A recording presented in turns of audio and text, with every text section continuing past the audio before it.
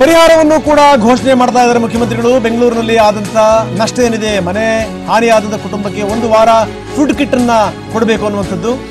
ಮನೆಗೆ ಏನಾದ್ರೂ ಮಳೆಗೆ ಹಾನಿ ಆಯಿತು ಅಂತ 25,000 ರೂಪಾಯಿ ಪರಿಹಾರವನ್ನ ಕೊಡಬೇಕು ಅಂತ ಬೆಂಗಳೂರು ಸಿಟಿ ರೌಂಡ್ಸ್ ಬಳಿಕ ಸಿಎಂ ಘೋಷಣೆ ಮಾಡಿದ್ದಾರೆ.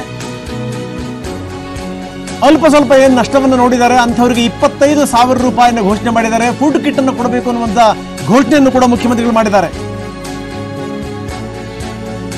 ಬೆಂಗಳೂರಿನಲ್ಲಿ ಮನೆ ಹಾನಿಯಾದಂಥ ಕುಟುಂಬಕ್ಕೆ 1 ವಾರ ಫುಡ್ ಕಿಟ್ ಅನ್ನು ಕೊಡಬೇಕು. ಅವರಿಗೆ ಬೇಕಾದಂಥ ಎಲ್ಲ ದವಸ ಧಾನ್ಯಗಳನ್ನು ಕೂಡ ಪೂರೈಸಬೇಕು.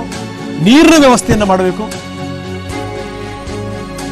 ಬೆಂಗಳೂರು ಸಿಟಿ ರೌಂಡ್ಸ್ ಬಳಿಕ ಸಿಎಂ ಘೋಷಣೆ ಮಾಡಿದ್ದಾರೆ. ಬಿಬಿಎಂಪಿ ಅಧಿಕಾರಿಗಳಿಗೆ ಸ್ಪಷ್ಟವಾದಂತಹ ಸೂಚನೆಯನ್ನು ಬೊಮ್ಮಾಯಿ ಅವರು ರವಾನಿಸಿದ್ದಾರೆ.